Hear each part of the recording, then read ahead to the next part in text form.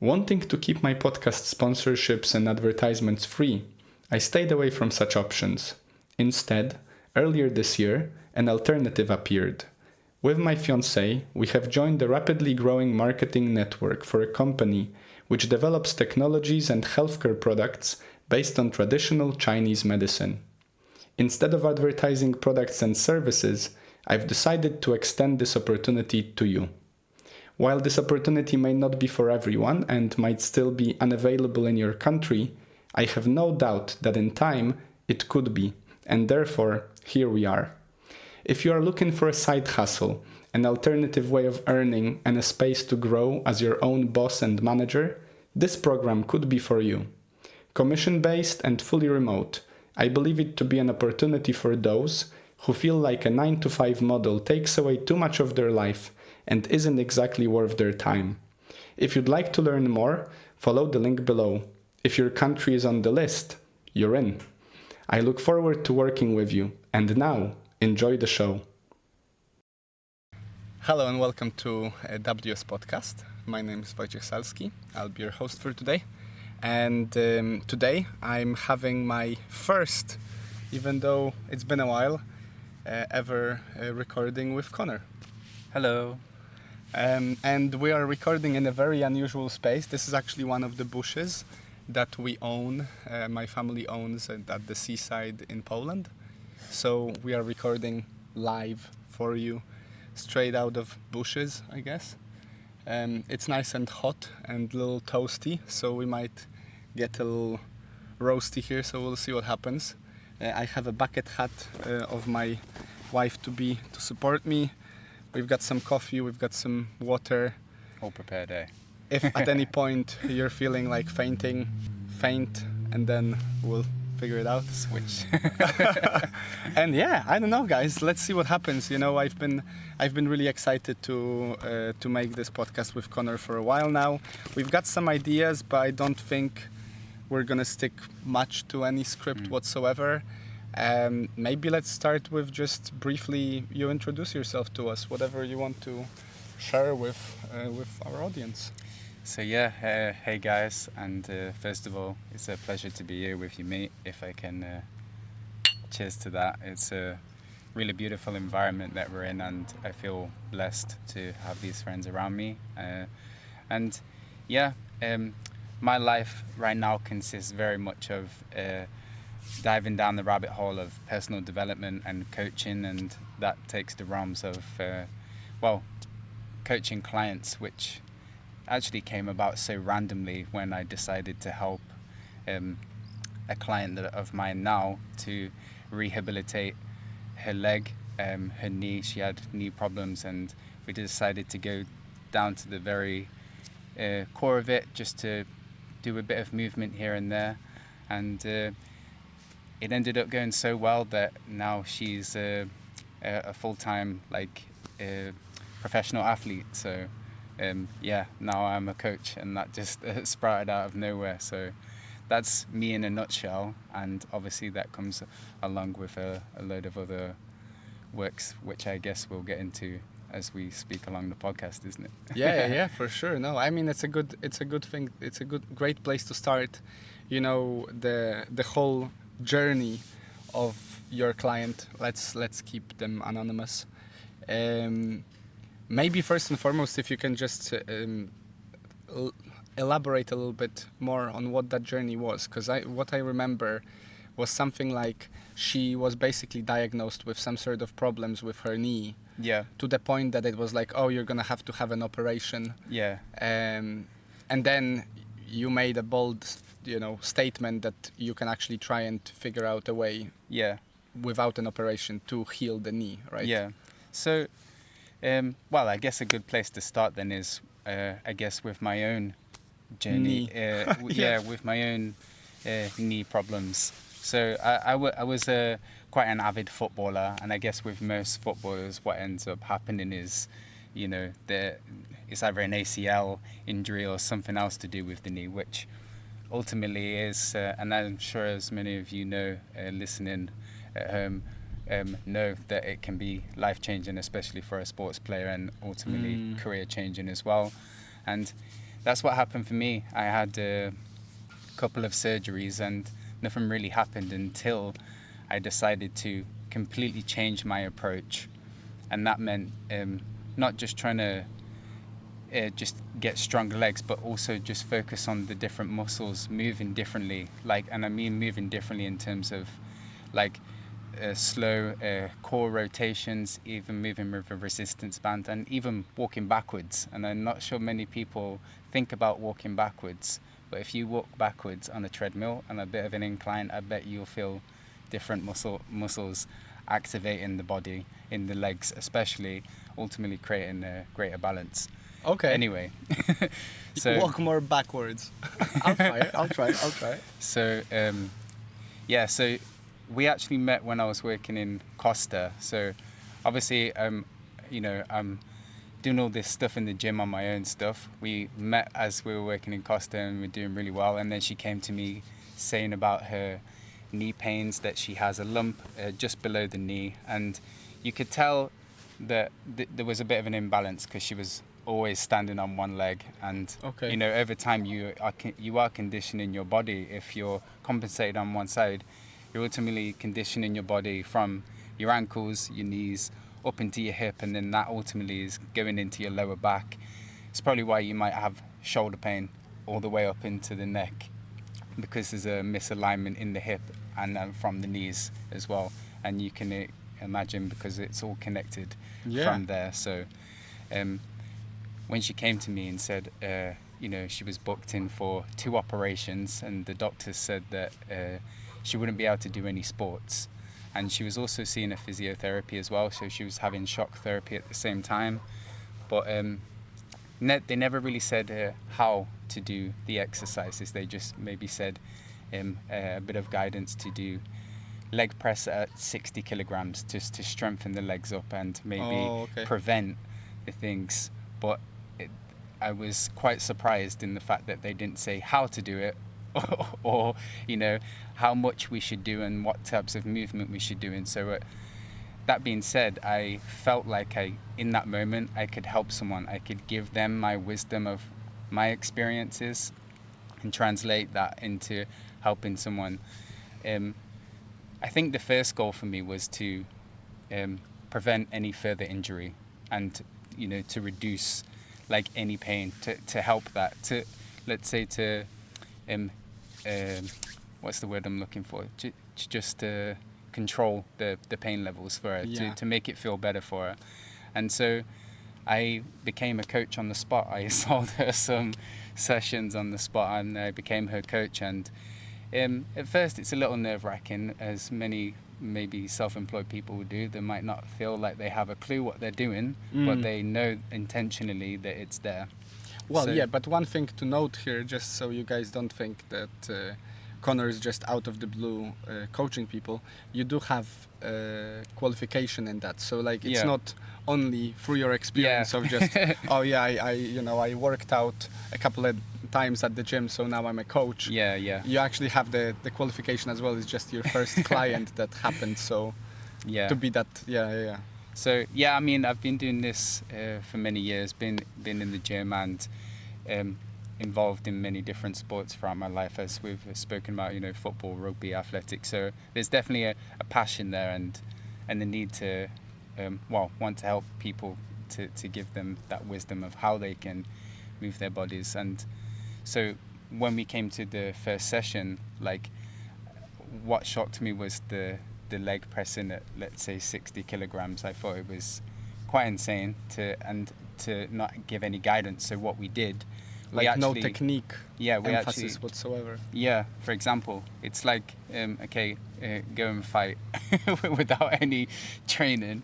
But so what we actually did, we worked on the movement. And so we went on the leg press, and I was like, we won't do it on 60. We'll take it all the way down to 12 kilograms, because I'm not concerned about how heavy you can lift. I want to know how you move and getting the full range of motion into the hips, into the joints, and ultimately rewiring the brain and reconditioning the body into how it should be moving.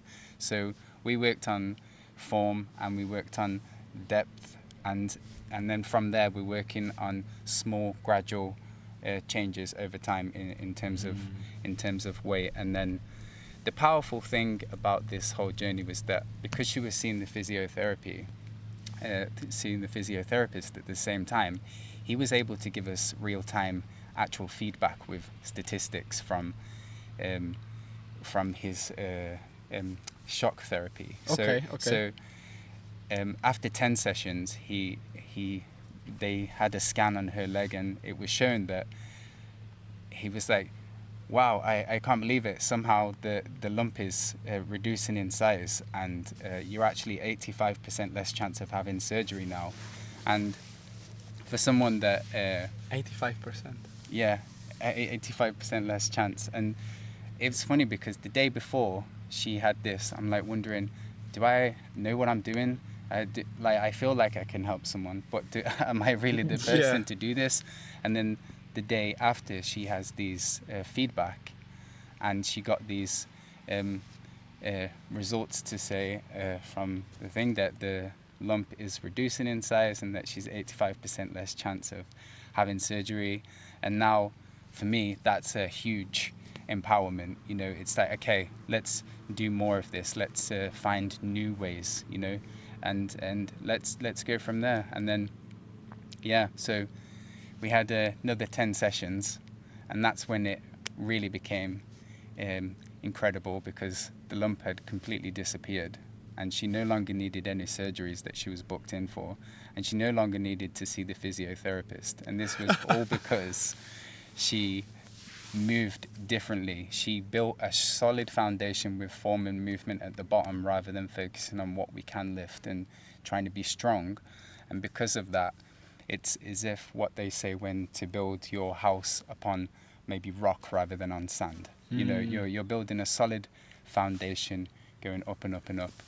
And then after that, I think that she was so empowered, and for me that still is one of the biggest wins for me, to being a coach, to helping someone to heal ultimately.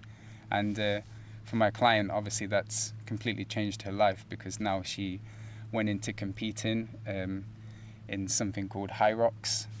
What's that? And so, for those that don't know High Rocks, I think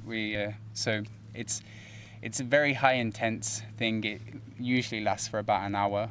If you're really good at it, it'll be less than an hour. High Rocks is also a brand of equipment, right? It's like HYROX. Yeah, that's the one. I've never heard of the equipment, but I do know the sport. Okay. The sport consists of, if anyone's ever used a ski erg machine, or it's like the ski machine at the gym.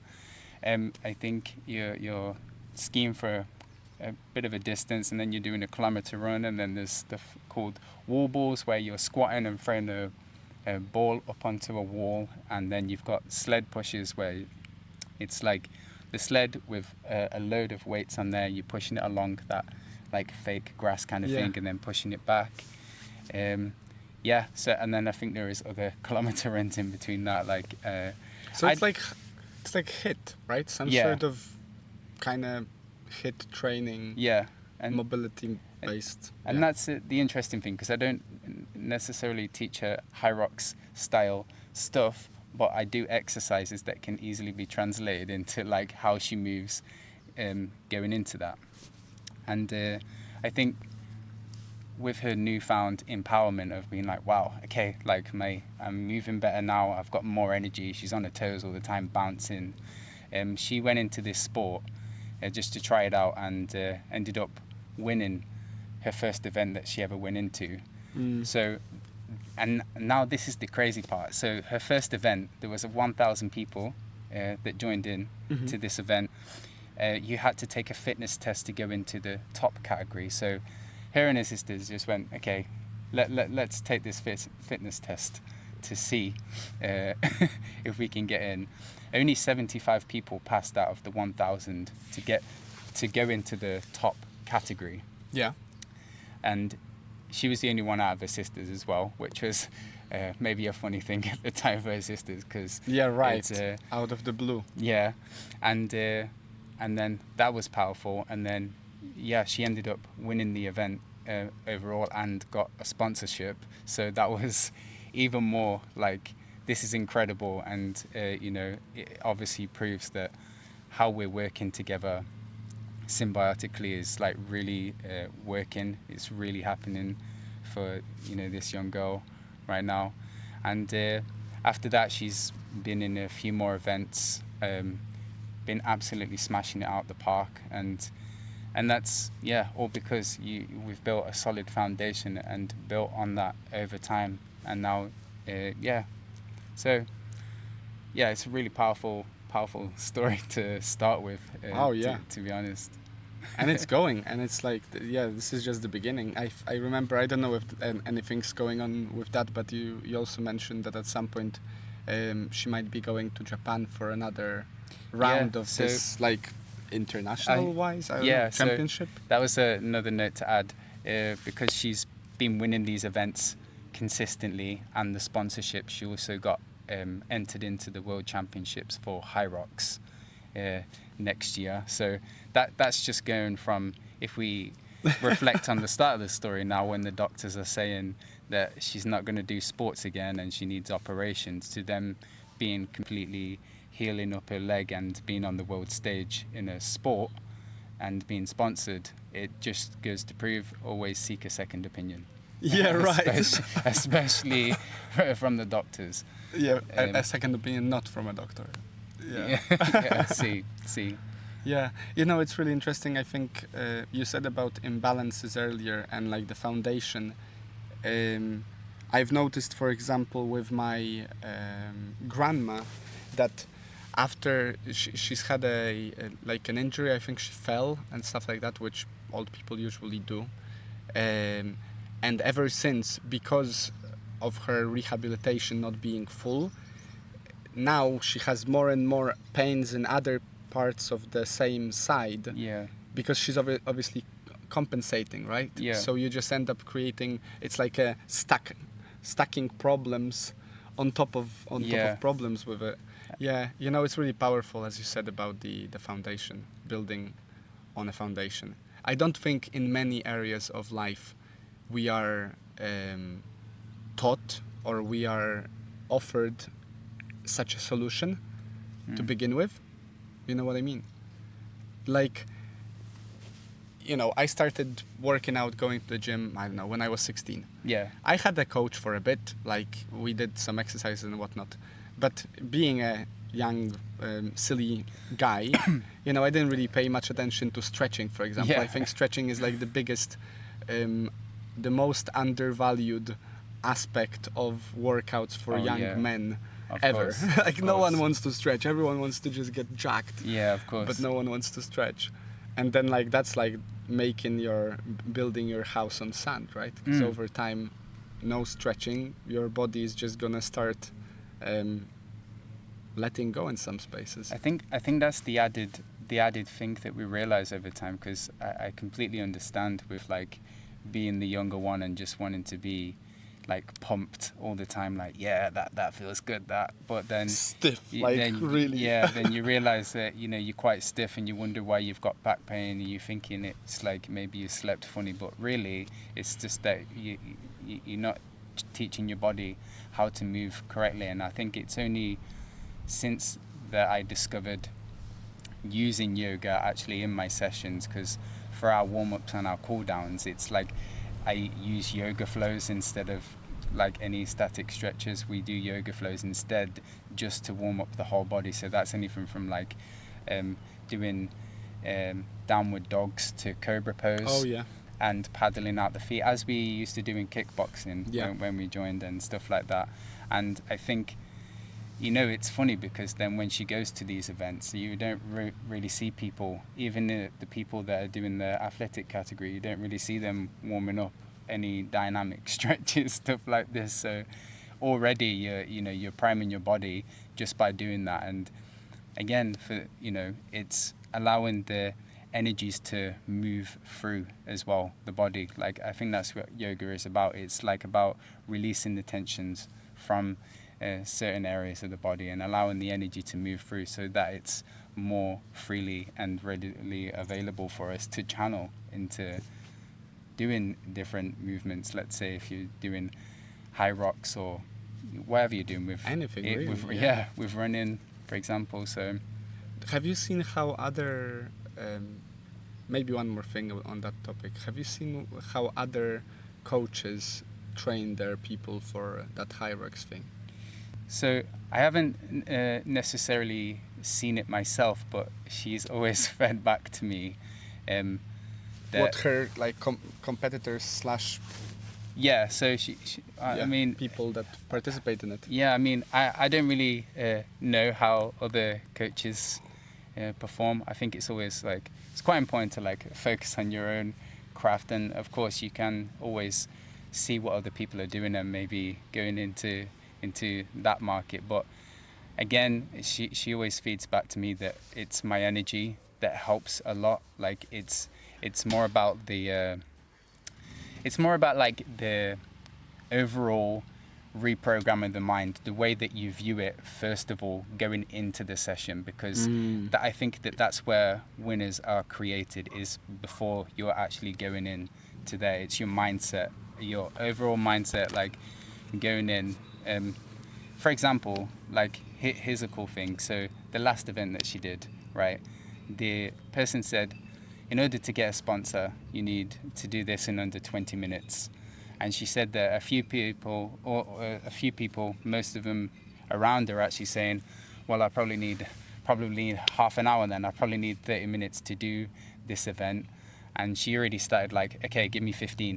And I'm like, I laughed straight away, because I was like, of course, you said 15 because that's why you're a winner. Yeah. That's why, and that's why you're winning the events, because already before starting the event, the bar's set there, so you're like, okay, I'm gonna beat that, and then do the bar down there. And not only did she beat 15 minutes, she got 12 minutes. So, and there's people thinking that they need half an hour. So that's less than half of that time. And that's all because you can believe that you're doing it. And that's most of the battle done. Next is, obviously putting your body in the zone, getting in the zone and telling yourself that you can throughout the whole of it. And ultimately running past the finish line. If you're running past the finish line and not finishing before it, because I think it's quite often when people see the finish line, is quite often that they're slowing down the momentum, but it's as if like you want the finish line to be maybe, I don't know, 20 meters past where it ends. Just so you don't you're slow down. Yeah. So, and I think over time that's added to her like winning these events and all changing her life really, because she never thought she'd be doing this. Yeah, it's like that quote, he who says he can and he who says he can't are both usually right. It just reminds me of a conversation I had with my friend Antek, who was on the podcast before, who's a professional fighter. And I'm pretty sure it was either Conor McGregor or I don't know, Joe Jones, that said something in between the lines of like the fight is actually happening before you step out on the ring, just in your mind. And it's like you step on and you're already primed to either be the one winning or be the one losing. And in those moments of like even just measuring yourself against the opponent as you step on the mat or step on the octagon, whatever, that's already the decision made, subconscious or conscious. Obviously we can sort of train ourselves consciously for the subconscious to play that part. But like I remember Antek told me that after having a injury that made him aware of the fact that like whenever he would punch, it would hurt a little bit. So he got more apprehensive about punching, and he's like, well, of course I'm not gonna be able to win if the guy is punching me with 100% and I'm punching him with 80, right? Because every time I'm punching, I'm actually exerting the same amount of energy, but I'm giving less than the other person. And so over time, just by mere punching there and back, and obviously a big part of those like martial arts is just punch stronger than the opponent, like kill the guy before he kills you. And he said that's why he's going for an operation, or he went for an operation, because he was like, well, I'll either fix it so I can punch 100%, Yeah. or I need to stop, like, because there's, there is no winning in 80%, Yeah. kind of thing. I feel that. Yeah. It's an interesting one. I guess at this point we can switch a little bit and talk about foundations from another point, because I like, funnily enough, so we with Connor, we've had a chance to live together, and that happened over the first year of the pandemic, basically. Yeah. 2019, 2020. I think it was going into 2020, and we had because we moved in the summer of 2020. It had just started, hadn't it? Yeah. So, yeah, I'm pretty sure that was the beginning part, because then the second year of the pandemic, I was already living alone and you were living with girls. So yeah, I mean, you guys heard on the podcast about the pandemic from my side, at least, especially that the podcast wouldn't probably be here if it wasn't for that time, that weird time, which we actually spoke with Connor quite a bit about this. So, like, I'll just paint the picture, and I'm pretty sure I mentioned it at some point in the show. I don't know. There's been enough episodes by now for me not to realize. But like, did I get myself it before the pandemic, or was it the pandemic I don't know. But I had this board, whiteboard, which during the pandemic I moved it to the living room, and using, so in Duolingo you have the streak, right? And that's what motivates me, quite frankly, to keep doing Duolingo now for like 5+ years, because I just like to keep that streak, right? It's an easy little tick that I can get. Of course. And there are people such as myself, and I'm pretty sure you share the same affinity for tick boxing, which is like, I get a little, shot of dopamine or satisfaction. It's scientifically proven, isn't it, for the to-do list and ticking off, like it's boosting your productivity as well. Yeah, so. Yeah, and it just makes you feel like you've accomplished something, right? And so around that time, I did read the 12 Rules for Life, and I'm pretty sure around that time I also had read the book by Simon Sinek about, like, basically this idea that you should start small, like little actions to make your day worthwhile. And then I had this whiteboard, and I came up with a similar idea that in the corner of the whiteboard there was a little like a number tracker, and I've set up for myself a set of activities that I would do in the day, and that was before COVID, but in COVID it really took like steroids. And there was a bunch of activities, like, simple activities like workout, read for 20 minutes, write like a page or whatever. Meditation, well. Language, stuff like that. Go for a walk, whatever.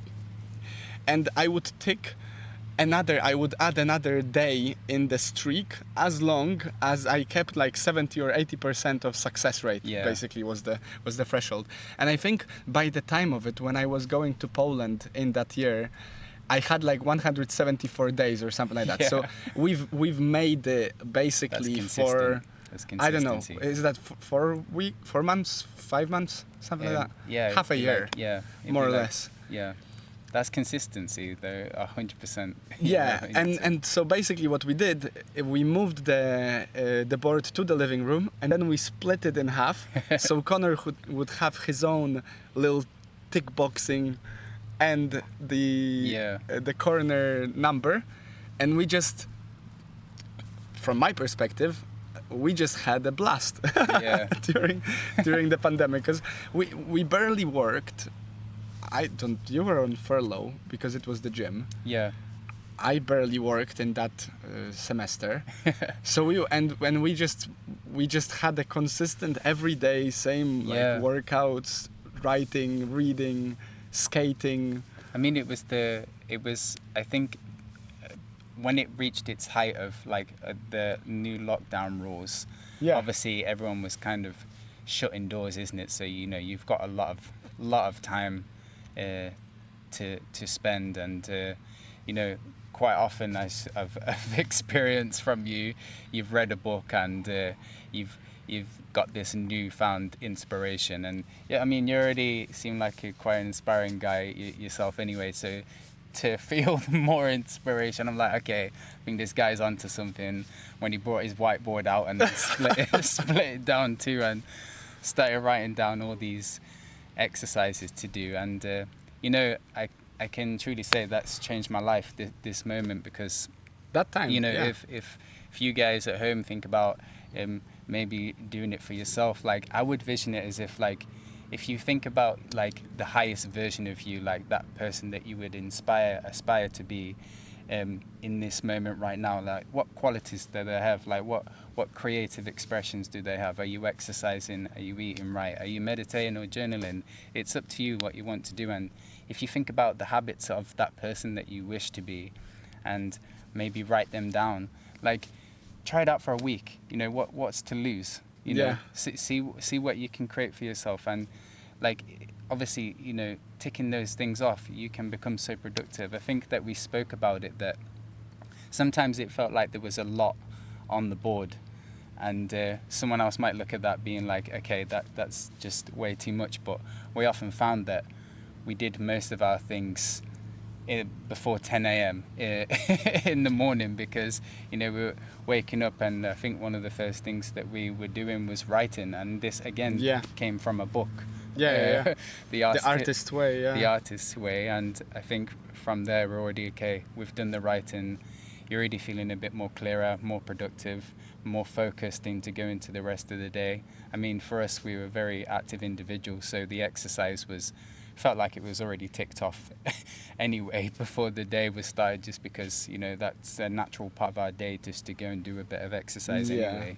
You know what I mean? So, and it's really interesting because obviously we were speaking about it earlier, that for many people it was very different in lockdown. So, you know, and it was a crazy people, because I know of friends and of families that their lives were very affected by COVID, maybe because they didn't really know of the tools that were available to them at the time, where they could maybe use that time that they've got to then recreate a life.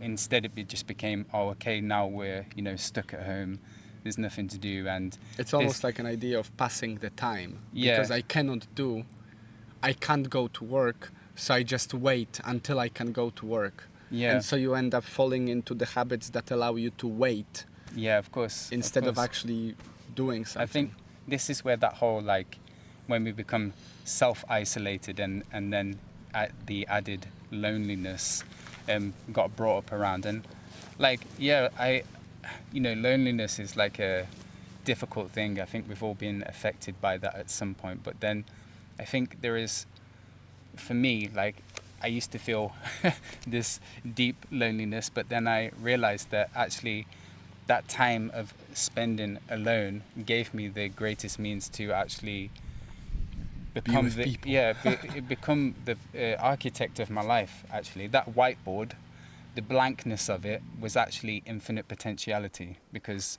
then you can write down whatever you want to do on there and whatever you want to be, and then just start ticking off these little habits. So that, so for us, the lockdown, you got all that time on your own, was it felt like make or break, didn't it? It felt like make or break. And then, you know, we became an architect of how we want our day to go, because what is that expression, like how you live your days, almost like how you're living out your whole life, isn't it? Like how you go about your day. And then, you know, what strikes me, because I know how easy it seems to us. It's like talking about other stuff, which we'll talk about in a second, and how outlandish it seems to people who've not done it, right? Yeah. And I think, like, just to drive your point home with earlier with choosing, it's like, if you don't know where to start, you don't know what to choose, then you can just choose a bunch of things that you think people that are like you would like to be, do. So I don't know. If you don't know, maybe do some workout. If you don't know, maybe read anything other than a post on Instagram and stuff like that.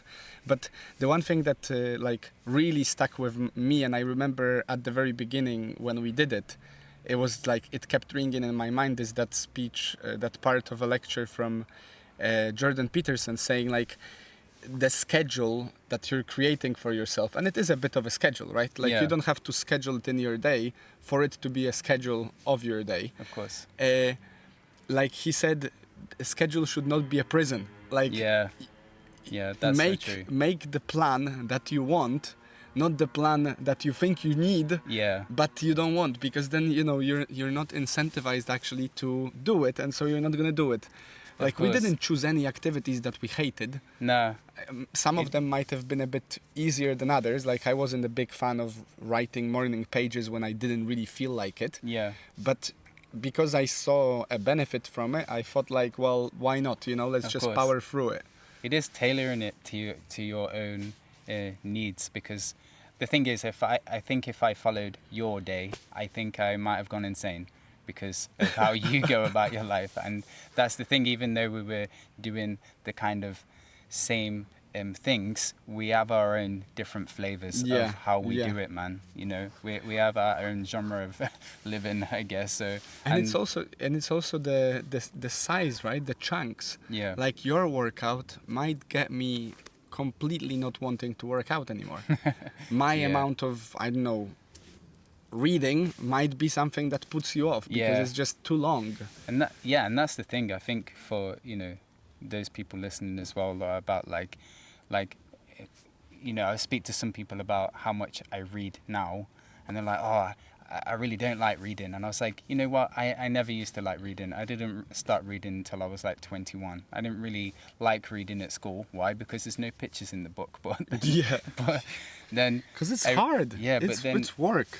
But then, like, I guess then that creates your first goal for you. If you're saying that, reading's difficult, you're not trying to read 50 pages in one day. Why don't you start off with read 3 pages a day? And that small change will automatically, it will change your life over the course of it. I don't know if you've made a podcast on Atomic Habits, but he talks about the 1% changes that you make in your life. And those 1% changes are so profound. I think the biggest, painting pictures again, it's like when you're on a ship and, you turn the wheel to just 1 degree. It might not look much now. Like if you're reading 1 page a day even, right? It might not look much now.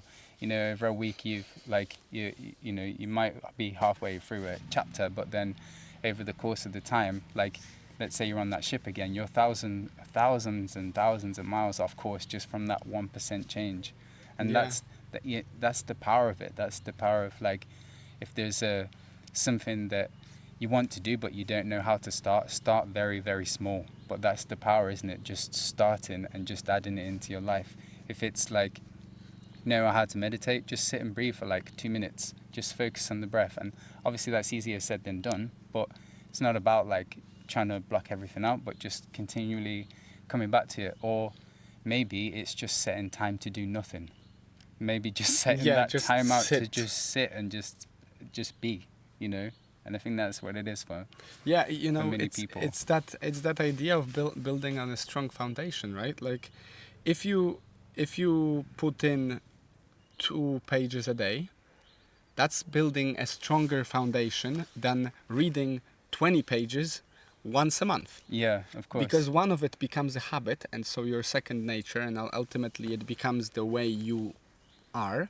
And one of it is just like an erratic, I don't know, brain fart every now and then. It's, that's huge. And it applies to so many, like, I think by far the whole idea of consistency and like compound interest is by far the biggest breakthrough for, at least for me, and I'm pretty sure you're in the same boat in terms of like changing course. Yeah, it felt like, I think in another way to like draw another picture here, it's like going into the COVID, and it was like quite a scary thing. No one knew what was going to come out of it. Often reminded me of like us being like caterpillars, right? Going into a cocoon, and you're in this cocoon, and then no one knows really what's going to happen, and then even the caterpillar turns into a bug soup or something like that. It turns into nothing. It doesn't just grow wings and then comes out. It actually dissolves from the enzymes into nothing, but then grows back into something with actual wings and grows. And that's like being in that space, in that lockdown, and rewriting the way. It's almost like we're rewriting it for ourselves. So when this is over, okay, we're going out and doing these things. And because you've consistently done those little bits over and over and over and over, it's like you don't need to think about it anymore. You probably don't even need the whiteboard anymore. Do you know what I mean? Yeah. I've not used the whiteboard for a year, 2 years now. Yeah, it's really powerful. And you talk about like building strong foundations, because what came to mind was this picture, and you've probably seen it as well. And I think it's just titled "The Power of a Book." But you reading 1 page a day, 2 pages a day. I mean, up to this point, we're swimming through books, because you just see what they can give you and how much they can transcend your knowledge, and it's like there is a brick wall, and at the bottom underneath the bricks there is just one book, and because now the bricks have been built over it, like over time you can just see that it's just morphed this thing in, like at the top of the wall. Even after layers and layers and layers of bricks, there's still this all from that one book at the bottom underneath the wall. And that's the power of a book. It, like, I started this talking about this by saying that you look like you had some new inspiration after reading a book, and now you're doing stuff on a writing stuff down on a whiteboard and stuff like that, and it's changed the course, man. It's added a favorable wind to our sails, let's say. And because of that, we continue to read and continually to be inspired and continually do new things and helping people. It's like you say, compound interest. Yeah, and the thing is, I think, like, just to maybe reiterate, because right now we're talking about COVID, and you might be like, oh, okay, but COVID is gone, like I don't have the time anyway and anymore to germinate like this butterfly, cocoon. And it's like, yeah, you might not be able to take a furlough or like a paid leave for 2 months to do nothing at all, or even half a year. We did, I don't know, long enough. But you still can, with the same tools, with the same small actions, change the course of your day, week, month, year. It's just you're gonna have to make a conscious effort to do it. For example, for me, and I think you're very similar, I try to do many of those things before I go to work in the morning, right? Yeah. And so obviously nowadays I don't do as much in the morning as I used to do in COVID, because I had 3 hours to do what now I have an hour to do those things. But I figured out over the years which activities are like non-negotiable for me, like an essence, of course, to do, and those ones are literally scheduled in the slot of my usual work week generally, before I even get out there and do stuff for other people. Because that's another thing, like, I've had the discussion recently with someone, like, people get so worried, so busy about working for other people, and we pay so little attention, on average, I'm not saying everyone, but like in general, we're paying so little attention on working for ourselves. Yeah. You know what I mean? Like, I have a friend, I catch my loved ones doing that as well, because there is something very urgent to do at the office or whatever, or like, oh my god, boss is messaging me after hours, I need to respond. Of course. And at the same time, I'm like, oh bruh, read the book for 10 minutes today. No, I can't find time, and I'm too busy. There's no time. Maybe next week.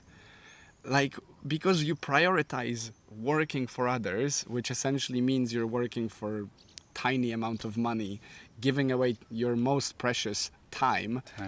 Doing stuff which is mostly meaningless. Let's be honest, majority of our work is meaningless, especially the one that you do at the office. I assume helping someone heal is slightly, more meaningful in a sense. I think not slightly, much more. But like, if you're just counting things on a computer and it's not saving the planet or the world or someone else, it's probably rather meaningless, and I cannot imagine having a day in which the only thing I did was that administrative task that I've been paid to do, which probably in a few years' time a robot will be able to make it in a heartbeat anyway. While the robot is forever, or for the next 100 years, while I have the limited amount and I've spent it tapping away. It's quite powerful that you say that, because again, like, it does come back to how it works for that person, whether they've got, like, feel like they've got no time in the day, because ultimately maybe it is just like doing that reading for 10 minutes, and I can assure you that if those people that might say that they don't have any time, if you looked at their screen time on their phone, there's plenty of time. It would still be high. So maybe a goal would even to be like, shorten that. Even if you shortened your screen time by 15-20%, maybe then added that allotted time into doing some habits. And is it all good? Yeah, I'm just checking because he's making noises. I'm pretty sure it's because it's so hot. It's quite warm, isn't it?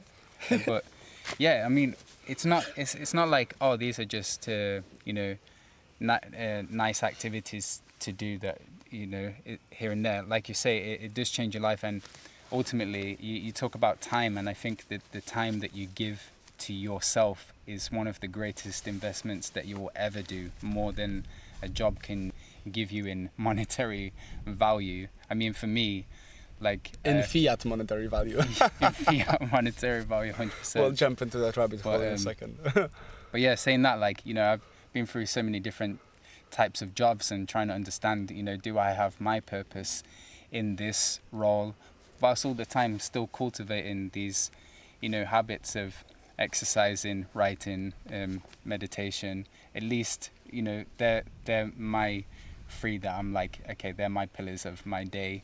And over time, even though I've had these random jobs, I think that that's what made me realize the importance of, okay, how can I use my time more efficiently? And that made me realize then actually using my time then to give my time to other people as my own job as a coach, because then not only are you giving to others what you've learned throughout your life, like, you're also living in line with my purpose. I mean, for me, I always felt like my deeper purpose was for healing and empowerment. Like, I want that for my loved ones. I want to see them healing and to feel whole. I want to see them inspired, and I want to see them like, I mean, we've been around people that have been inspired, and doesn't the root come from like in spirit anyway? And that's why when you see someone being inspired, it's so lively. You get inspired. Yeah, and you're like, wow, like, I want some of this energy. Like, how can I get some of this? And yeah, I think from cultivating these habits over time, it's not like, oh yeah, I can know a bit more of a language, or like I write a little bit more now. I think, it has changed my life in the fact that I then created my own job for myself, and you set your own value as well. It's not like you're working for someone for a little bit of money here or there. Like, you're setting your value, what you're worth, and you're giving your time for that as well. You know what I mean? Yeah, I mean, and don't get me wrong, guys. Like, first of all, I'm employed. I'm also self-employed, but I barely do any self-employment at the moment. And it's not like I wouldn't want this conversation to be like a full-on, taking a shit on any employment and just like get out there and be self-employed. I think you can be really successful in life in general while having a good employment. The point is that of Jim Rohn, right? Like, work hard on yourself and you'll make a fortune. Work hard on your work and you'll make a living. It's like, which one are you choosing? And I'm not talking in monetary value. I'm talking like fortune in the sense of your good fortune in life. I think like let's think about it broadly. It's basically like, make sure that in your spare time, and we all know that you have spare time if you were to get off social media for the most part, or Netflix for that matter, you will have those 10 minutes a day to read. You will have those £10 a month to save. You will have those 10 pages a day to write, and over time that might be a book, an investment, or a bigger brain and a bit more focus as well, which I think it's so underappreciated. Like nowadays, with all the instant gratification and the social media, which social media as a theme has popped up in all of my interviews so far for the past few weeks. It's always the same thing, because we're so distracted. People are not reading enough. They're not thinking enough. And now with AI as well, which also makes us even less likely to actually think for ourselves. You just end up basically giving away your power and your intelligence in exchange for what? For instant likes, I guess. I don't know.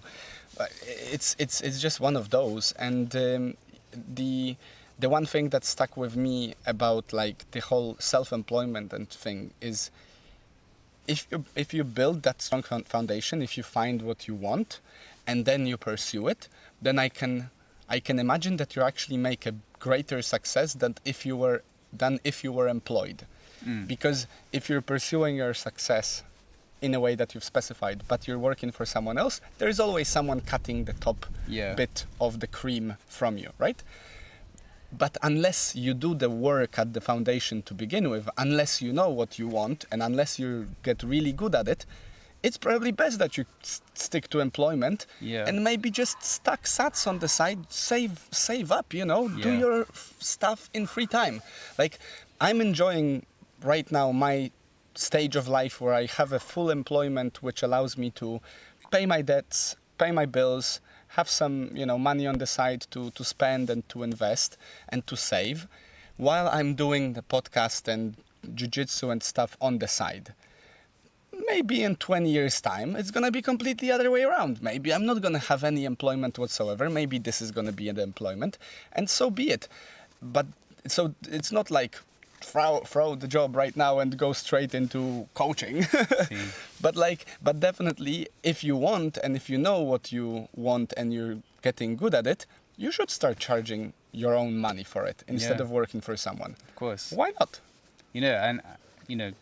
Bringing it back to that point that you're not shitting on anyone that is like in employed, employment, and it is again finding that soft spot for yourself and what works, but ultimately cultivating the habits that you do wish to see in yourself. I think there is a Buddhist phrase, and especially I think it's applied to meditation, which can be applied to your whole life, but your life is like as if you were playing the guitar and you're tuning it. If you had it too loose, it's going to sound way too deep. If you had it too high, you just need that soft spot, and it's different for everyone. Like, it's a different tuning for anyone's life, and whether you're employed or whether you're not, I always believe that ultimately we are imbued with natural gifts and talents, and I think that that's where your purpose lies, and it's different for everyone. We are all so unique, and that's what makes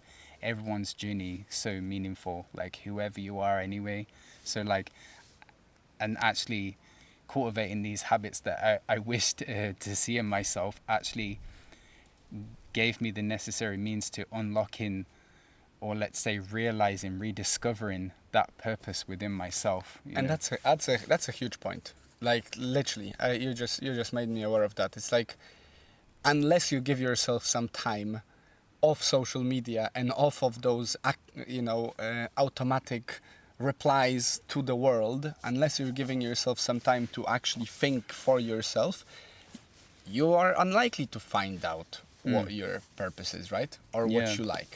Like, maybe one of the exercises that in the Artist's Way they offer is like, look back to your childhood and write down what you liked to do in your childhood, because there is usually some sort of guidance there, right? Like, if I liked to tell stories in my childhood and I constantly came up with new, stories and role plays to do, I probably was interested in stories in general. Like, that's if you were really, really dutiful in childhood and you liked to march with a gun and stuff like that, you probably have an inclination to be in a more organized,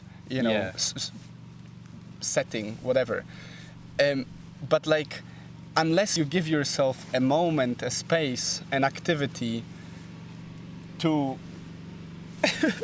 to let the sorry guys, if you're still hearing me, there is a what is that? Is that a grass cutting machine? Yeah. Lawn mower. I guess it is a lawn mower driving past, so pardon our sound.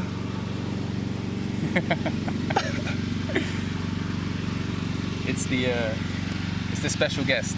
That's our neighbor, funnily enough, and we're not really on good terms with our neighbor right now. So, but that's a story for another podcast. Invite him on the podcast.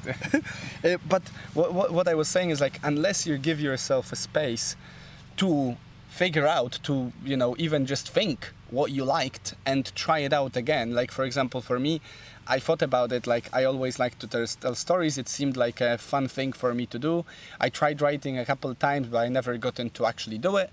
And then after uni, and with all the writing that I was doing there, which was quite whack, but it was some sort of writing, then I fell into writing and I really enjoyed it. And I know that it's one of those things, and here we are on a podcast, which I would say it's an extension of this passion of mine. 100%. I actually like to talk to people, I like to articulate myself, and in a sense we're telling a story here of a sort, going back and forth.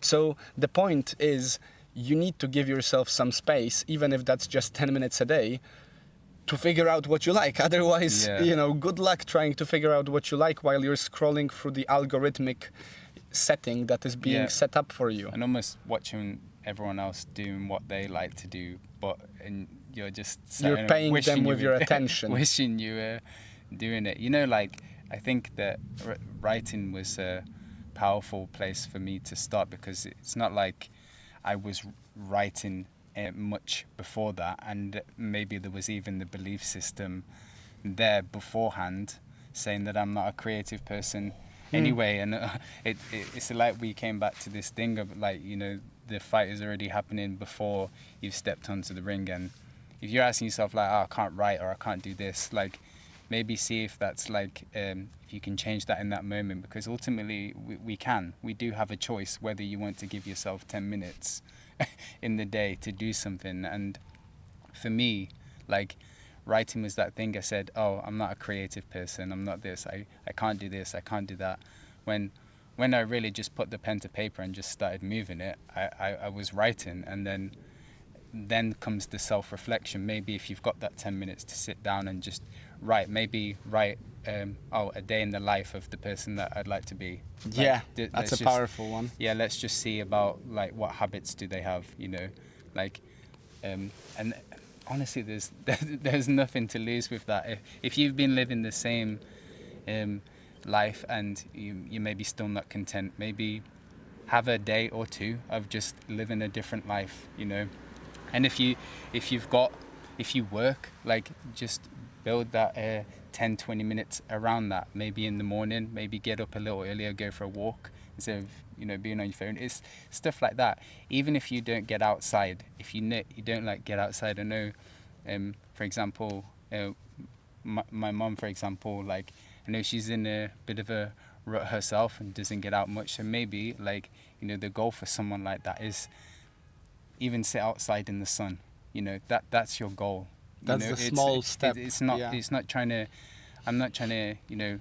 make a huge change for my mum to be like, okay, you need to be running, you need to be eating, you need to be sleeping right, you need to be off your phone less, because that becomes very much like an avalanche onto someone, rather than being like, okay, today's goal is to allow myself to sit out in the sun for 5 minutes, because I mean the sun is a powerful thing, isn't it? We get a lot of energy from the sun as well, and I think even that is life changing for people to get outside in the sun. Oh yeah, and especially that we spend the majority of our days like, you know, apparently almost everyone in UK are vitamin D deficient, and that's just to begin with. And then on top of that, we are spending half of our day, which is usually the brightness of the day, indoors with, you know, so just those 10 minutes or whatever. And I guess a big part here is just like this idea of starting small and being humble about it. And it's okay.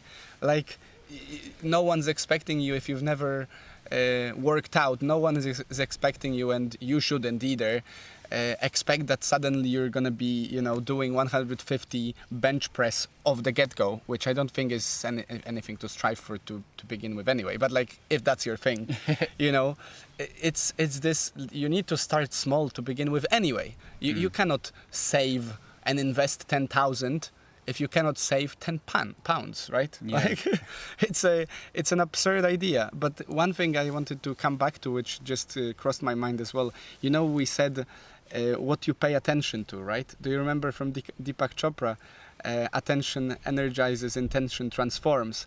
I just thought about this idea, like, you know, we are paying attention.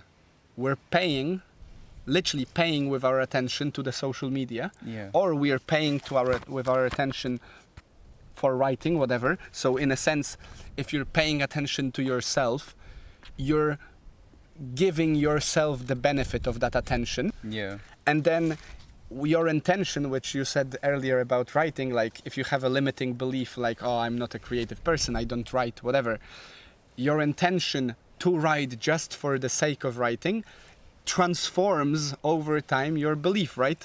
Like your intention to get out of bed in the morning and start working out over time will literally transform your life. And it's not like, oh my God, you transformed your life crazily. It's like, no, you actually are a different person. You're the kind of person that gets up and keeps moving, rather than you're the kind of person that just, you know, doom scrolls until work time is there, and then you walk over to your computer, you click the buttons for 8 hours, and then you go back to doom scrolling. Of course. So it's like attention energizes, intention transforms. I remember this being like a big part of our COVID time routines thing as well. You know, an interesting thing with that is like, and obviously those that are listening right now, like, you know, how can I get in that frame of mind? And it is just starting as well. And the thing is, I think some resistance might kick up because you've conditioned yourself over a while to do the things that you're not doing now, and that you're maybe not like so content with, and you want to make changes, and the resistance will kick up. But I think you really do get out what you put in that sense. You know what I mean? Like, the more you're cultivating those things, it will become easier.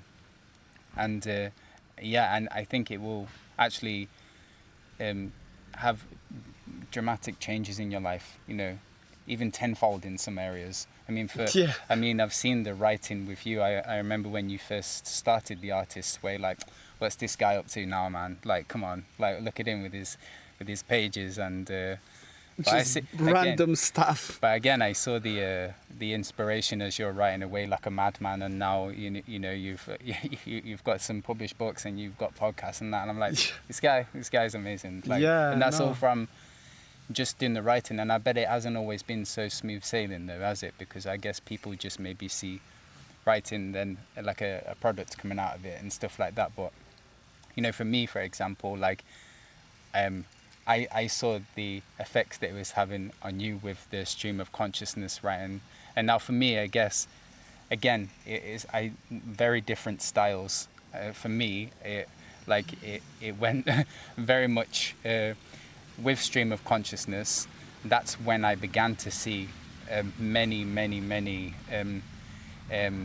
self-limiting beliefs about myself, and like I always wished to know what the self-limiting beliefs were, so that's why I continued to write, because in a way they came out onto the page and I was able to see them so clearly. And I think once you see something so clearly, I think it then loses its power over you. With writing, It's like you shine a light onto the darkness. as Carl Jung would say, in it. So like I think with writing, the powerful thing about that is that then you can rewrite your own beliefs about yourself. You know what I mean? So let's say, first of all, we're saying the things that I can't. I think we learned this from letting go, but there's many things that you might say, I can't do. And now, let's be, reasonable about it. There are some things that we just... You can't do. You can't do, but in the things where you feel like you'd really want to, but you're telling yourself that you can't, I think it's important to take a step back from just so habitually saying to yourself, I can't, and being like, okay, is it really that I can't or I won't? Because in that moment, you know that you have a choice. And again, it will come back to man's search for meaning in his Viktor Frankl's philosophy of create in that gap between a space and in that gap between a stimulus and a response, there is a space, and in that space we have the freedom to choose. Yeah. So when you take a step back from habitually saying I can't, you do realize that it's that you won't do it, and that you actually do have a choice in that moment to say I can. And even if you just tell yourself I can, without even doing it, you're already walking on the path. You're already thinking that you can before you've started the fight. And that's the powerful thing that started for me and set me on many things, because it's not like you're saying, oh, I can, and it's like it flown away. You're telling yourself I can. Some of the resistance will kick up, but then you'll realize that the momentum will pick up, and then actually you might say that you're not creative, and you're probably one of the most creative people out there. You know what I mean? You've unleashed this power onto the page, and all of a sudden, you've written a poem, you've written a short story, and you've painted some things, and you can really tell when someone's like that, like just really, really in touch. Yeah, it's like I always remind myself of this idea that consistency beats talent every day. It's like, if you want to do something, as long as you keep trying and doing it, you're beating like 90% of people that are wanting to do it, but they never tried, Like, to be in that top 1%, you probably need to go beyond. And like, obviously, over time, if you learn and grow, you will have a chance to go beyond. But unless you start, you're screwed. There's by default, you failed by definition. That's the only failure there is like a failure to try, right? Because as long as you're trying, but you're not cashing in your losses, essentially you've not lost, right? Yeah. Which maybe at this point, and I don't know, guys, just how bothersome the sounds of grass cutting and weed whacking in the background are. Natural. I hope the sound that is coming out from there is not us hitting the microphone. Let's see what happens. We're gonna try to speak slightly louder, and I think so far so good. Yeah, I think it's okay. Let's maybe close up, because we've been talking for a while, with our favorite topic of the year, I think. Which I already know. which is it's one of those things, like, I'm gonna make a disclaimer here. I've recently been thinking about it and like observing how other people go about discussing Bitcoin and the idea of Bitcoin, and I do wonder how safe it's gonna be for us to discuss these ideas into the future. Right now, it's not ubiquitous. It seems to be a topic that everyone knows something about, but the actual knowledge that is there to grasp is, I think, less than 1% of the world actually knows about. So we're still early. You are still early. But my disclaimer here is this is probably the last time I'm going to mention it on the podcast. For the benefit of my family, for the security of my family, and like, we'll see. Well, I'm just sort of, but I really wanted to talk with Connor about it simply because we have I think the both of us had an opportunity to go through a big transformation in terms of our money management and finance ideas, and quite frankly, I think Connor is like a case study for how you can really change your financial situation. Of course. Even though you are, coming from a certain background or having a certain experience from before or whatever, like stuff like that. So yeah, I don't know, like take it away. We don't have to talk about the technicalities. Maybe let's start small. As we did before, so maybe let's just introduce the idea in general of like, how can someone listening in right now who's probably our age or slightly younger, and without realizing, they are observing subconsciously really that they cannot save. They are constantly, living from paycheck to paycheck. They are maybe in their overdraft. Maybe they are using a credit card and they're actually paying credit card debt, which apparently many Americans do. Maybe they're using one of those crooked buy now, pay later schemes, which is basically just like credit card without credit. It's So, where would you start? Where did you start?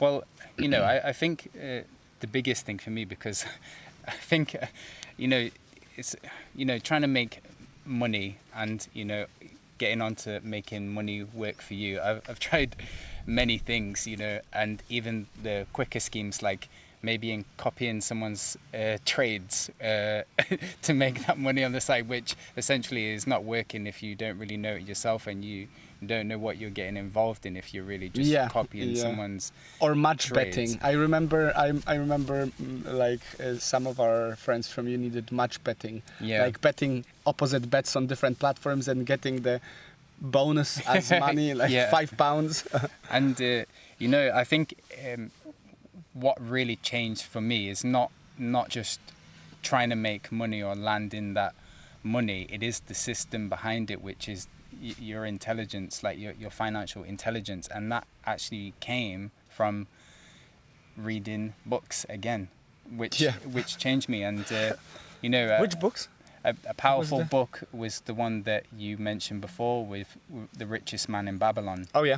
And it's funny because when you sent me that, The Richest Man in Babylon, I thought it was going to be some guy in a suit talking to me about how I should organize my finances. But if and correct me if I'm wrong, it's set in at the time of the ancient city of Babylon. And one of the coolest things I take away from that is that this city was trying to constantly being overthrown because of its riches, but when they found that they overtaken the city, was that it just kind of went to shit because the actual richness and wealth came from the minds of the architects that would create these aqueducts, which then would lead the water to the fields, which would be yielding year round. And then you realize, okay, it's not like me just trying to put money in somewhere and save. It is about creating a system for yourself. And I think there is a story in there as well. Like, I think you could either be given £1 million or you can be taught how to create that. And I'd much rather choose the second option. Like the wisdom behind how you're gonna create that for yourself. And honestly, that all starts in just reading the books. I think and applying the things, right? Yeah. Like we both just applied those. There were a few basic ideas to begin with. I think starting with saving 10%. It is like the best place you can start, because already you're breaking free of the curve. I'm sure most of us can. Everyone can. 10% of anything is 10%. That's tiny. Like, unless you're so overspending, which probably that is a good indicator that you are overspending. 10% it doesn't change, you Yeah. know, like you can live 10% below your means. Of course, and I think that's what changed it for me, because I always thought like 10% is a lot for me, but then I realized, actually, it's not. You're actually thinking about your future self. If creating the wealth for yourself is, you're not just pursuing after the immediate gratification. You are truly thinking about your your future self on that respect as well. And then I think it, obviously it came down to like maybe then creating like you're thinking about your retirement, because I think then that's when you're creating the wealth behind you as well. You know what I mean? So I know what your thinking is with that. No, yeah, I agree. It's to begin with, what started with me, I was actually in Kuwait, like at the very beginning of it.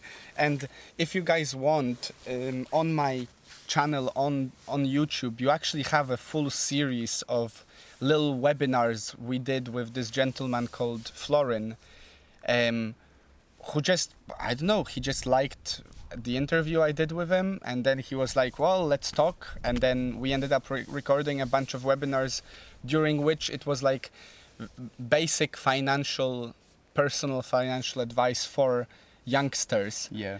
And that was like the beginning of my actual journey to understand these things. And it's very informative. I think, there are many sources out there. Some of them are probably better than what we did with Florin, but it was a good start. It was a start. And then definitely like Richest Man in Babylon, the Ramit Sethi, I will teach you to be rich. Yeah. That one was good as a book to learn as well. Which one? What else was there? Well, the Bitcoin Standard is huge. I think by far that was the most like world shattering. This book, obviously for those listening and don't know what the Bitcoin Standard is, I'm pretty sure he only mentions Bitcoin at the end, isn't it? From the Bitcoin Standard, which I was going to mention anyway as a book, is that this not only is it just trying to learn how to make money, but it will teach you what money is from all the way back when we used maybe beads as a medium of exchange, or seashells, for example. Like, I think even taking it down to the energy level and what it is, then you'll begin to see the evolution of that money has played throughout our lives as well, up until the creation of Bitcoin and what it stands for. Yeah, because I think for a long time, I think for a year or 2 years, in that space between having the workshops with Florin and starting to save/invest in like my 10%. Yeah. For those 2 years, I didn't actually understand what I'm doing. I was just doing it because I was taught that that's the way to go. And it seemed like a better way than not doing it. It made sense. But it was almost like you said, like someone giving you the million rather than teaching you how to make it, right? Yeah. He offered us tools. We used the tools, but we used them quite mindlessly. And that's why we also traded. Yeah. Like we kept buying and selling, and we kept getting the highs and lows and being so excited about those like point 2 sats. Like, oh my God, I made the million. But then I read the Bitcoin Standard, and the same as there are many other books that treat about this this idea of like, what is money and the history of money and how economy works. And the Creature of Jekyll Island sort of sealed the deal with like the final nail in the coffin of how the world works. Once I understood that, looking back, it's like, oh my God, that trading was silly. Plus, on top of it, now I can actually tell another person why we're doing what we're doing. Of course. Which is so much more beneficial, I think, in general. And this is like literally just yesterday, as we were sitting by the bonfire, one of my fiance's friends asked about Bitcoin and whatnot. And your first initial reaction as a Bitcoin crazy person is like, oh, I'm gonna tell you all about it, you know, that this is what you're gonna get, and this is how.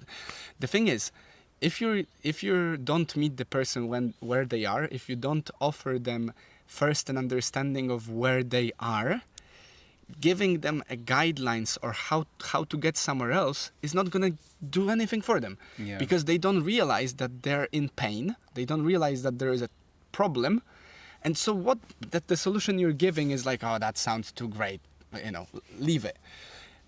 It's only, I think, it's only if you either trust someone enough to just try without, and that's a good start anyway, anything is a good start, or to first give them a spiel or offer them one of those books that allows them to understand what's the problem. Because Yeah. unless you have an idea that there is a problem, why would you care for a solution, right? It's like you either, and then you have all those people that are shouting about crypto and Bitcoin as one big entity and like money, you know, like just give me more money, and that's actually like an anti-advertisement in a sense. Yeah. Which to begin with, it shouldn't be an advertisement, right? Like if a product is good enough, you don't need an advertisement. It just sells itself, which I think Bitcoin does actually. But like, because of those charlatans out there trying to like snake oil you into investing in more whatever shitcoin, but not giving you any understanding of what's going on, many people and many of my friends, which to my great frustration every day happens, don't want to listen about it, don't want to talk about it, it's not a topic that is in any way comfortable for some people. And I don't think money should be a taboo. I think it... Not at all. I think it actually, you know, my little conspiracy theory here, let's put on tinfoil hats. I think it's purposefully made into a taboo topic, because you should not talk about things that could undermine the way the world is run. Yeah. You know? I Why is it not taught in school? Maybe because someone doesn't want you to learn about it, you know? see. You know, I think, you know, as you said, you know, my story is almost like a case study. I think for me, and it might be the same as many others, money already being a taboo thing because of what life was like growing up around money and the belief systems around that. Maybe, you know, for example, like I feel like I share it honestly, but like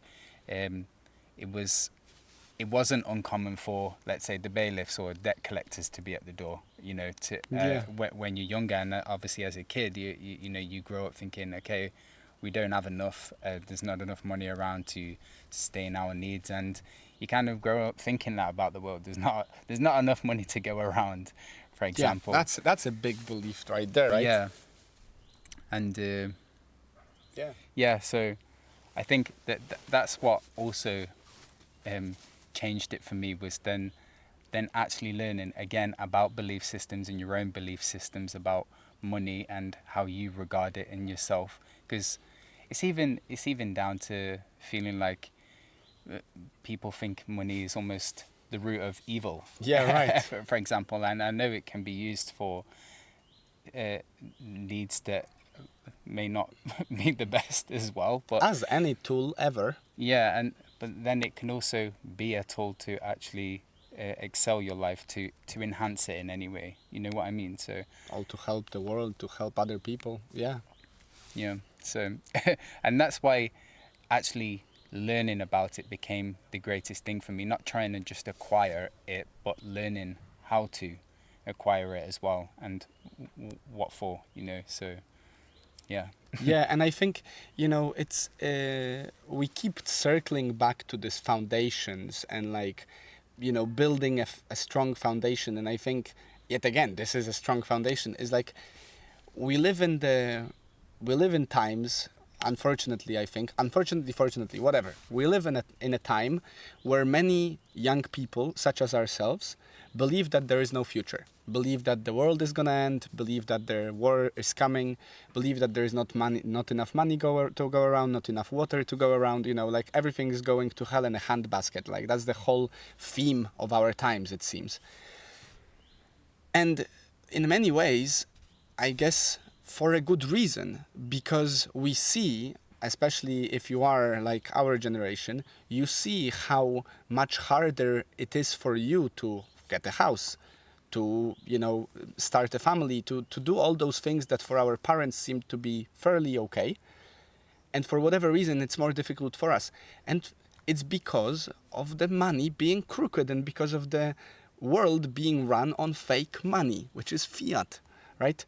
And obviously this is so, like, this might sound to someone absurd or simplifying, and in many ways it is, because I'm trying to articulate in a sentence what should be written in, you know, Bible worth pages. but a big part of it, I think, about building your foundation is like, first, get yourself more interested in it. You don't have to start talking with people if you don't feel comfortable about it, but just start reading. You know, maybe listen to a podcast. Like I mentioned, What is Money show. It's one of the best podcasts to start understanding money. The Sailor series, which is the first series of the podcast, if you genuinely listen through that, like without a break, without, you know, scrolling through TikTok and whatnot, I have no doubt you'll be understanding the situation you're in and the world is in much better than 80% of your colleagues, simply because you actually started, right? So that's first. Get yourself educated, like Connor said. Actually do your due diligence, because there is no point. I shouldn't advise anyone to do anything with their money, because then I'm going to get blamed if they do something wrong. You should do your own homework, because it's your own stuff. It's the same as you should cook your own food if you're going to eat it. Like, you know, it's probably the most beneficial for you. Secondly, start saving that 10%.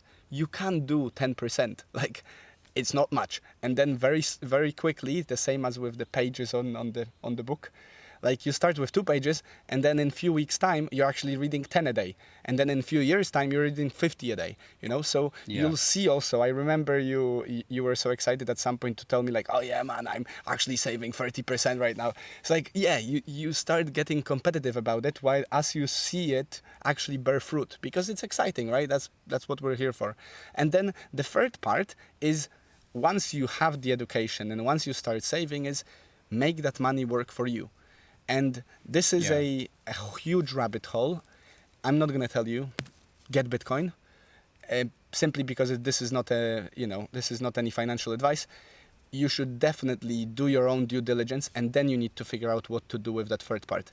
But there are so many options out there other than putting it in your sock, you know, which savers are losers. They say it for a reason. It's because your money is losing money over time. Like I'm literally right now doing a qualification in financial accounting in UK. And one of the things that we are offered, which is HMRC specified, updated, I think monthly or whatever, are discount rates, because the way the system is set up, it's actually planned that your money will be worth less in a year. Like, it's planned. And then on top of that plan, obviously, humans are full of error. So apart from planning, we also fail to deliver. So it's even worse, right? Yeah. So I'm already calculating a discounted version of your money. If you were to come to me to figure out how much your investment today will be worth in 20 years, we'll figure out how much it's going to be worth. And I promise you, apart from what you've earned on that investment, some part of it would have zipped away because your money is being debased, is being undermined. So you're building on a sand or a swamp than on a rock, right? Yeah, I you know, that just brought to mind just now how you're talking about like it being debased, because I think, you know, the first part as making money is obviously saving that 10% and you're putting it aside and putting it aside and putting it aside. But then I think when you start to do your homework and I would definitely venture with reading the Bitcoin Standard and especially with the What is Money show with he invited Michael Saylor and to do those 9 series, and I think from that then you begin to realize actually the next step to that is maybe saving in something else, because the fiat system is being debased. And now there's those stats, and this is by no means any financial guidance, but if you put £100, if you add £100 and in 2020, and then 5 years later it's actually worth maybe 76. If you add $100, it's worth $76. Where if you add $100 worth of Bitcoin, that's worth something at this point maybe like 1,200, maybe even a little bit more. Like I said, that's no financial guidance for someone to go, okay, yeah, that's going to make me money. Like, that's not what I'm trying to say. It's more about like the fiat system debasing that, what you're actually working hard to save for over that time. You know what I mean? But then it also goes to show, and something that you might realize whilst you go through your reading, is that Bitcoin is based on the idea of the free market and the natural state of the free market being deflation.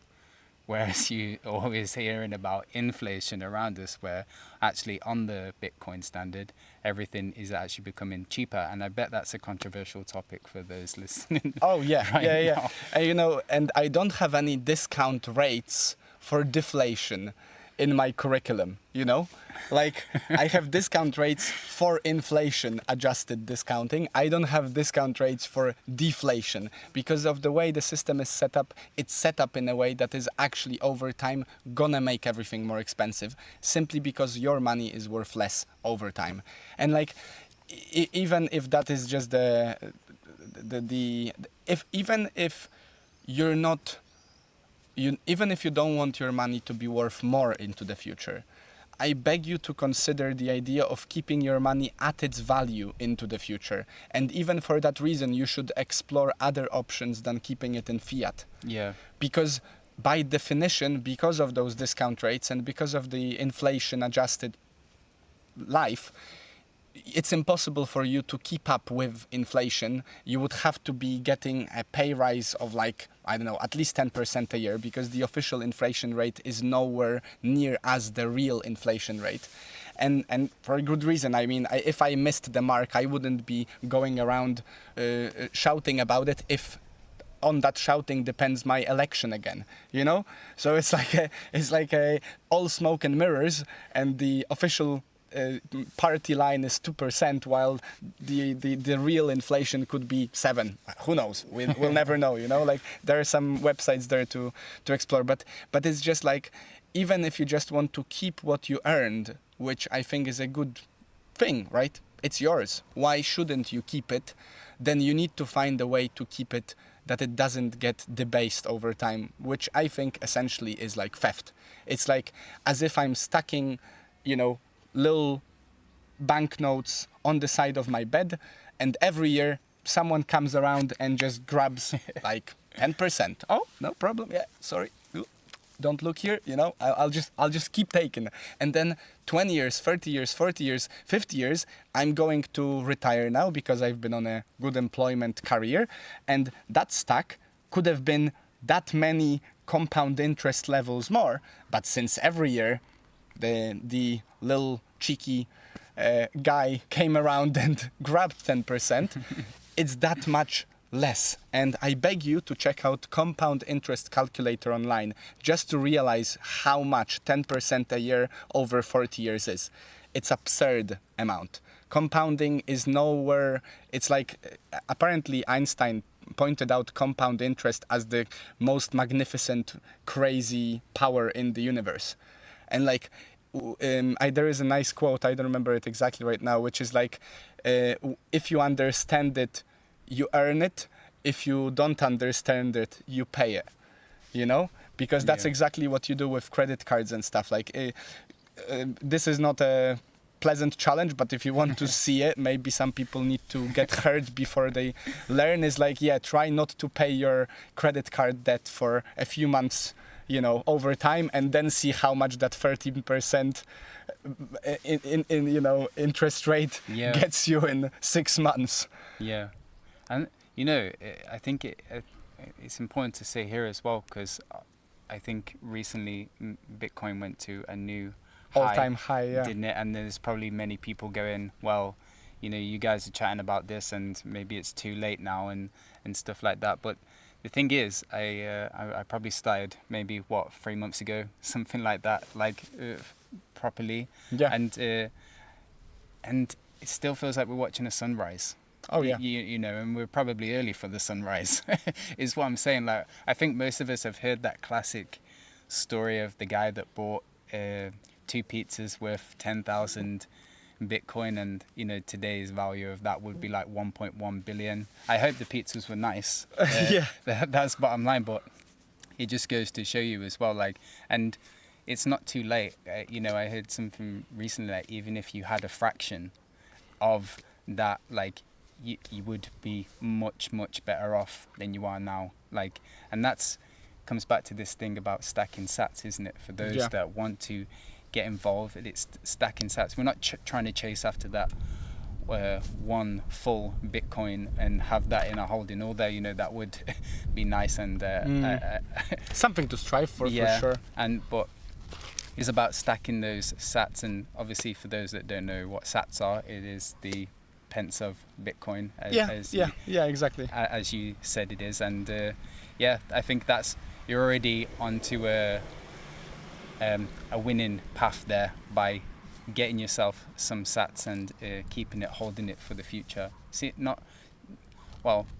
more seeing it like not as like having it just to get a big cash out and then doing something, although you can do what you want with it. But if you see it more as a store of value, then you will treat it as so, and you know that goes to your own learning. Yeah, you know, like it's the same thing as those 2 pages a day, right? Or 10 minutes of workout a day and stuff like that.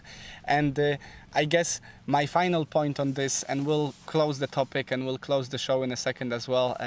Maybe just have a thought of how would you like to approach the final, you know, thoughts before we meet up again in a few maybe months or years time to do another episode. My final point on Bitcoin for you guys is this. I actually had an argument or a discussion, let's say, with a friend of mine who's very much so pro fiat, which is the, you know, currency, like money by decree of the government and all that, the central bank currency, basically what you're using every day. We made a bet that in 50 years time, basically you will be able to buy a gallon of milk anywhere in the world, or like 50+% of the world for Bitcoin. And of course, that's beside the point. It's just a silly little bet we made. But I made a point at the very end of our conversation to say this to him, and I'm gonna say it to you right now. It's like, even if you, after all your due diligence you've done, after all the things you've learned from the Sailor series, from the What is Money show, from this show, from the books, even if you believe that Bitcoin will not work, why wouldn't you buy $100 worth of Bitcoin just to hedge your bet in this impossible scenario, just in case Wojtek was right? Because I'm already hedging my bet with the money that he proposed, right? I have fiat on the daily. I earn it every day. So I'm essentially in both sides of this bet, whereas he's not. So in those 50 years' time, I might be able to say I told you so, or he might be able to say I told you so, but one of us will say I told you so while the other is suffering, and the other one will say I told you so while the other one doesn't really care. Because worst comes to worst, I'm just the same as I started. You know, I'm basically in square one. So it might just be an exercise for you to think about. Like, you know, maybe hedge your bet a little, just to play around with it and see. And, you know, as Deepak Chopra said, like, where your money goes, or where your attention goes, energy flows, right? And I think where your money goes, your attention goes. It's like, I think that's what Robert Breedlove keeps saying. It's like, so maybe if you get yourself a little bit of that weird thing called Bitcoin, just in case, maybe over time you'll educate yourself, and maybe over time you'll see whether this is complete bollocks or maybe not. I don't know. But yeah, maybe hedge your bets. Amen to that. So yeah, But are we finishing with that topic there? Yeah. I just wanted to usually, obviously we've talked about many things, but like, yeah, is there anything you would like to leave our audience with? Like, we've obviously given them some pointers. I'm gonna try to remember what links to put for you there. Please forgive me if I don't remember everything. I didn't bring a pen, so here I am, just I think juggling things. But I think I would like to leave you guys with a challenge, and you can help me facilitate it. Create it, because it's this. So like, some people may have seen it, but it's the wheel of life. Oh yeah. And so what categories do we have? So there is health and fitness. There's definitely personal development, friends and family, finance, spiritual, and career or whatever. Business and career, and yeah, that's 6. Yeah. So, and what I want you to do is